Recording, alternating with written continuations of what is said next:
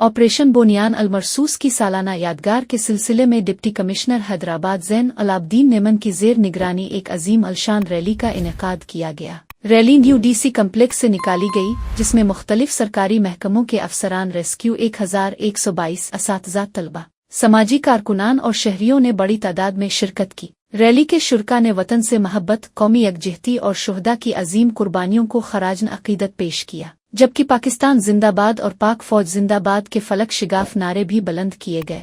इस मौके पर डिप्टी कमिश्नर हैदराबाद ज़ैन अलाब्दीन नेमन ने कहा कि ऑपरेशन बोनियान अल-मरसूस की पहली सालगिरह कौम के अज़्म, इत्तेहाद और अफवाज पाकिस्तान की बहादुरी की याद दिलाती है। उन्होंने कहा कि इस दिन पर अफवाज पाकिस्तान ने दुश्मन के नापाक अज़ाइम को नाकाम बनाकर कौम का सर फख्र से बुलंद किया। हम अपने शुहदा और गाजियों की कुर्बानियों को सलाम पेश करते हैं, जिन्होंने वतन के दिफा के लिए लाजवाल कुर्बानियां दी। डिप्टी कमिश्नर ने रैली में शिरकत करने वाले तमाम शहरियों, समाजी तंजीमों, असातिज़ा और तलबा का शुक्रिया अदा करते हुए कहा कि कौमी यकजहती ही हमारी असल ताकत है।